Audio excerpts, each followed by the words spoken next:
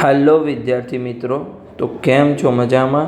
તો આજે આપણે બાયોલોજી વિષયના બોર્ડ પરીક્ષા માટેના આઈએમપી પ્રશ્નો જોઈશું, એટલે કે most IMP question for biology for board exam 2025. તો ચાલો આપણે સૌપ્રથમ 2 માર્ક્સના પ્રશ્નો જોઈશું.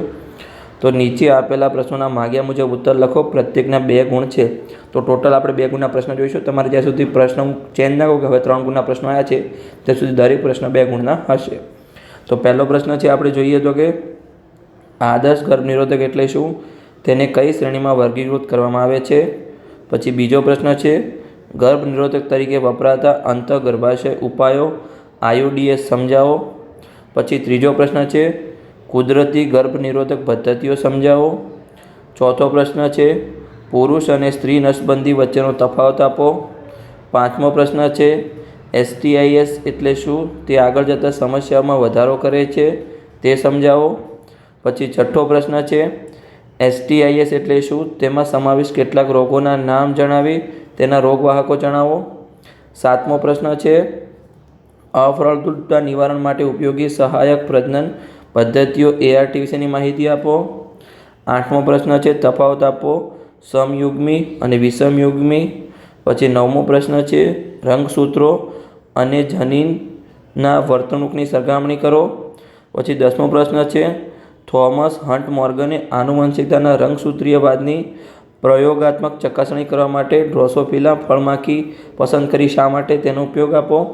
પછી 11મો પ્રશ્ન છે, ટૂંક નોંધ લખો પ્લિયોટ્રોપિઝમ. પછી 12મા નંબરનો પ્રશ્ન છે, XO પ્રકારનું લિંગ નિશ્ચયન સમજાવો. પછી 13મો પ્રશ્ન છે, ફિનાઇલક્લિટોનુરિયા એટલે કે PKU ટૂંક નોંધ લખો. પછી 14મો પ્રશ્ન છે, ટૂંક નોંધ ટર્નર સિન્ડ્રોમ વિશે. પછી 15મો પ્રશ્ન છે, તફાવત પુનરાવર્તિત DNA અને સેટેલાઇટ DNA વચ્ચેનો. પછી 16મો પ્રશ્ન છે, ભાષાંતર દરમિયાન રિબોઝોમની 2 મુખ્ય ભૂમિકાઓ જણાવો. પછી 17મો પ્રશ્ન છે, સંક્ષિપ્તમાં વર્ણવો એક્સોન. પછી 18મો પ્રશ્ન છે, DNA સ્વયંજનનની પ્રક્રિયા માટે ઉત્પ્રેરકની ભૂમિકા નક્કી કરો. પછી 19મો પ્રશ્ન છે, મધ્યસ્થ એટલે પ્રસ્થાપિત પ્રણાલી સેન્ટ્રલ ડોગમા વિશે જણાવો. પછી 20મો પ્રશ્ન છે, સમમૂલક અંગો એટલે શું, ઉદાહરણ આપીને સમજાવો. 21મો પ્રશ્ન છે, ઉદ્વિકાસનો ગર્ભ વિદ્યકીય આધાર સમજાવો. પછી 22મો પ્રશ્ન છે, અનુકૂલિત પ્રસરણ એટલે શું, ઉદાહરણ આપીને સમજાવો. 23મો પ્રશ્ન છે, યુગોદ બ્રિજના સિદ્ધાંત વિશેની માહિતી આપો. 24મો પ્રશ્ન છે, હાર્ડી વેનબર્ગ સમતુલાને અસર કરતા ઘટકો જણાવો. પછી 25મો પ્રશ્ન છે, ટૂંક નોટ ટાઇફોઇડ વિશેની. 26મો પ્રશ્ન છે, ટૂંક નોટ ન્યુમોનિયા વિશેની. આગળ આપણે પ્રશ્નો જોઈએ તો 27મો પ્રશ્ન છે, સક્રિય પ્રતિકારકતા એટલે શું. 28મો પ્રશ્ન છે, સ્વપ્રતિકારકતા એટલે શું. 29મો પ્રશ્ન છે, કેન્સર થવાના કારણ સમજાવો. પછી 30મો પ્રશ્ન છે, અફીણ વિશે માહિતી આપો. 31મો પ્રશ્ન છે, કેનાબિનોઇડ વિશે માહિતી આપો. 32મો પ્રશ્ન છે, LAB એક લાભદાયક ભૂમિકા ભજવે છે, તે સમજાવો. પછી 33મો પ્રશ્ન છે, ચીઝના ઉત્પાદન સંવર્ધન વિવિધ સજીવોનું મહત્ત્વ સમજાવો. પછી 34મો પ્રશ્ન છે, વિવિધ ઔષધોના ઉત્પાદન માટે સૂક્ષ્મજીવોનો ફાળો સમજાવો. પછી 35મો પ્રશ્ન છે, સુએજ એટલે શું, સુએજ ટ્રીટમેન્ટ પ્લાન્ટમાં થકી દ્વિતીયક સારવાર જૈવિક સારવાર વિશેની માહિતી આપો. પછી 36મો પ્રશ્ન છે, સમજાવો વસ્તી ગીચતા. પછી 37મો પ્રશ્ન છે, વસ્તી ગીચતા પર અસર કરતી 4 મૂળભૂત પ્રક્રિયાઓ વ્યાખ્યાયિત કરો, એટલે આપણે એની વ્યાખ્યા આપવાની છે. પછી 38મો પ્રશ્ન છે, સ્ત્રોત વિભાજન ક્રિયાવિધિ દ્વારા સ્પર્ધકો સહઅસ્તિત્વ પ્રાપ્ત કરી શકે છે, ઉદાહરણ આપીને સમજાવો. પછી 39મો પ્રશ્ન છે, પરિસ્થિતિવિદ કાનેલના લાણવીમય ક્ષેત્ર પ્રયોગ વિશે જણાવો. પછી 40મો પ્રશ્ન છે, વસ્તી આંતરક્રિયા સહભોજિતા વિવિધ ઉદાહરણ દ્વારા સમજાવો. પછી 41મો પ્રશ્ન છે, કોઈપણ જાતિ માટેનું વસ્તીનું કદ એ સ્થિર માપદંડ નથી, સમજાવો. પછી 42મો પ્રશ્ન છે, વસ્તી આંતરક્રિયા પરોપજીવન વિવિધ ઉદાહરણ દ્વારા સમજાવો. પછી 43મો પ્રશ્ન છે, વસ્તી આંતરક્રિયા પરભક્ષણ વિવિધ ઉદાહરણ દ્વારા સમજાવો. પછી 44મો પ્રશ્ન છે, નિવસન તંત્રના ઘટકોનું વર્ણન કરો. પછી 45મો પ્રશ્ન છે, શબ્દ ભેદ આપો. પ્રાથમિક ઉત્પાદકતા અને દ્વિતીય ઉત્પાદકતા એટલે આપણે તફાવત આપવાનો છે. પછી 46મો પ્રશ્ન છે, વિઘટન પ્રક્રિયા પર અસર કરતા પરિબળો નોંધો. પછી 47મો પ્રશ્ન છે સ્થાયી નિવસન તંત્રમાં શક્તિનું વહન એક માર્ગ છે, તે ટૂંકમાં સમજાવો. પછી 48મો પ્રશ્ન છે ટૂંક નોંધ લખો ઉપભોક્તા. પછી 39મો પ્રશ્ન છે ચર્ય આહાર શૃંખલા સમજાવો. 50મો પ્રશ્ન છે ટૂંક નોંધ લખો પોષણ જાળ એટલે કે આહાર જાળ વિશે. 51મો પ્રશ્ન છે પરિસ્થિતિકીય પિરામિડોની સીમા મર્યાદા જણાવો. એટલે કે આ બધા 2 માર્ક્સના પ્રશ્ન હતા. હવે આપણે 3 માર્ક્સના પ્રશ્નો જોઈએ. તો ચાલો આપણે જોઈએ. નીચેના આપેલા પ્રશ્નોના માગ્યા મુજબ ઉત્તર લખો. પ્રત્યેકના 3 ગુણ છે. હવે 3 માર્ક્સના પ્રશ્નો તમારે ખાસ ધ્યાન આપવાનું છે. પહેલો પ્રશ્ન છે ડીએનએ કુંતલનું પેકેજિંગ જણાવો. બીજો પ્રશ્ન છે આરએનએ કરતાં ડીએનએ વધુ સારો આનુવંશિક પદાર્થ છે, વૈજ્ઞાનિક સમજૂતી આપો. પછી ત્રીજો પ્રશ્ન છે રૂપાંતરિત સિદ્ધાંતનું જૈવ રાસાયણિક લાક્ષણિકરણ સમજાવો. પછી ચોથો પ્રશ્ન છે ગિબ્સનો રૂપાંતરણીય સિદ્ધાંત પ્રયોગ દ્વારા સમજાવો. પછી 5મો પ્રશ્ન છે જનીન સંકેતના મુખ્ય ગુણધર્મો રજૂ કરો. પછી 6થો પ્રશ્ન છે હ્યુમન જીનોમના વિશિષ્ટ લક્ષણો નોંધો. પછી 7મો પ્રશ્ન છે શા માટે human genome project mega project તરીકે ઓળખાય છે, એનું કારણ આપવાની સમજાવવાનું છે. પછી 8મો પ્રશ્ન છે એચજીપીની કાર્યપ્રણાલી સવિસ્તૃત સમજૂતી આપો.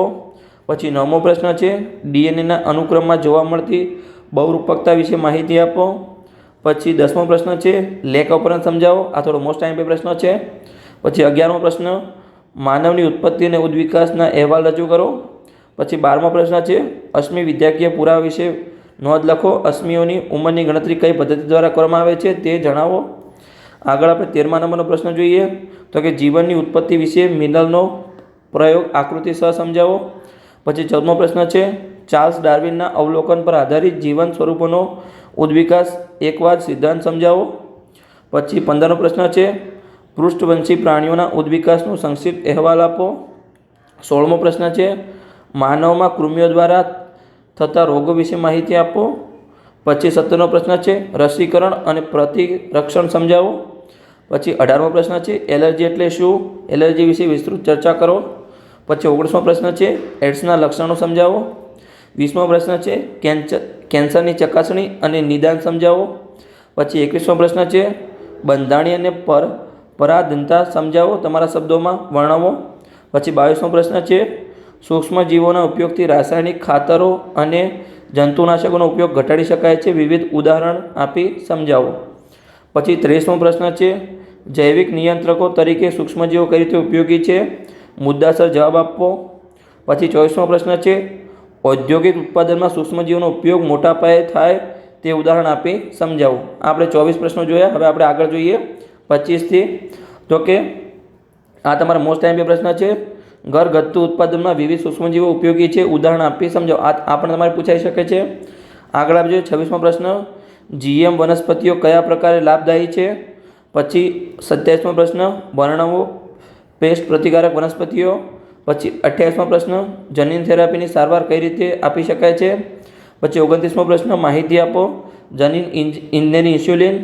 પછી 30મો પ્રશ્ન જનીન થેરાપી એટલે શું, એડિનોસાઇન ડીએમિનેઝ એટલે કે એડીએની ઉણપ ઉદાહરણ આપી તેને વર્ણવો.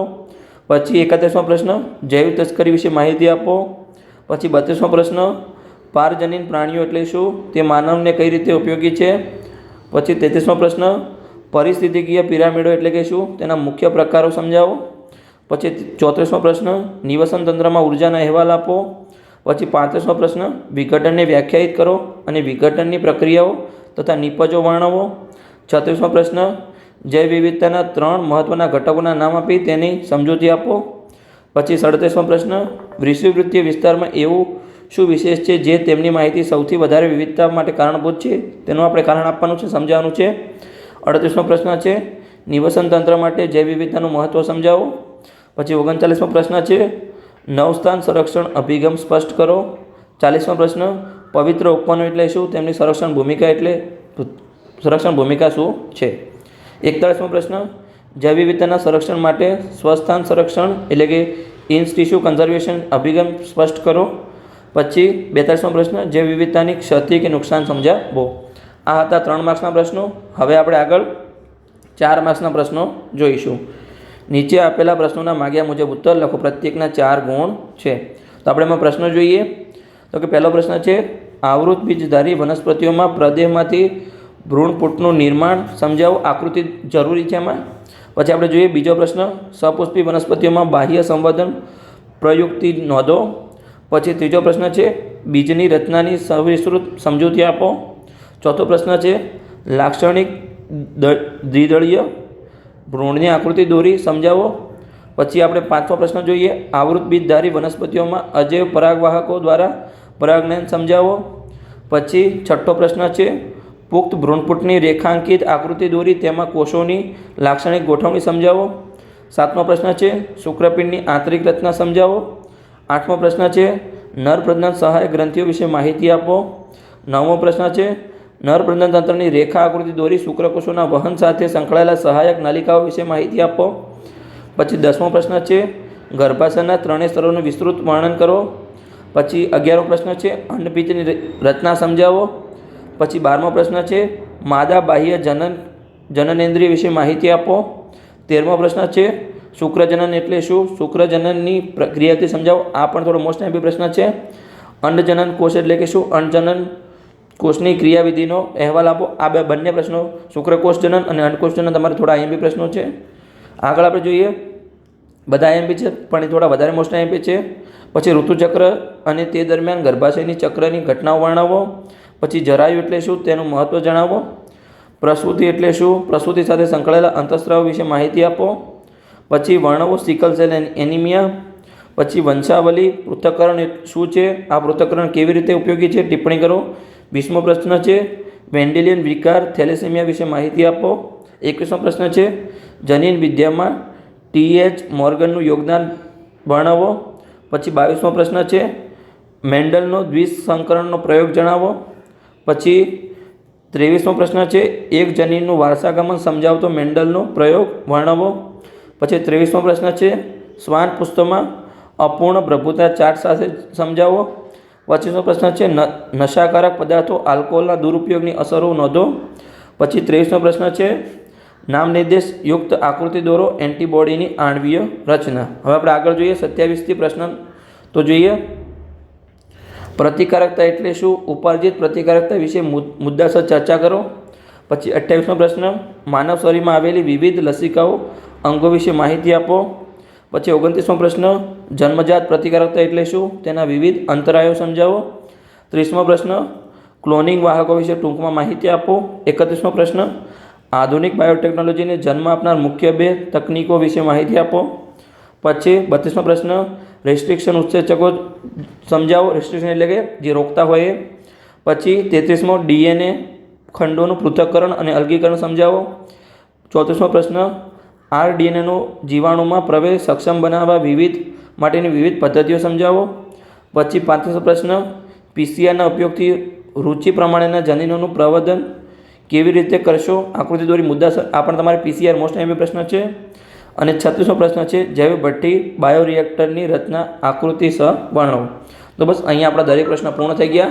આપણે 2 માર્ક્સના 3 માર્ક્સના અને 4 માર્ક્સના પ્રશ્નો જોયા. આઈએમપી પ્રશ્નો હતા. આ તમારે જો સારા લાગ્યા હોય, વિડીયો લેક્ચર સારો લાગ્યો તો ચેનલ સબસ્ક્રાઈબ કરી શકો છો અને તમારા મિત્રો સાથે વિડીયોને શેર પણ કરી શકો છો. આગળ આવે આપણા આ ચેનલ પર આવા આઈએમપી ટોપિક પર વિડીયો લાવતા રહીશું.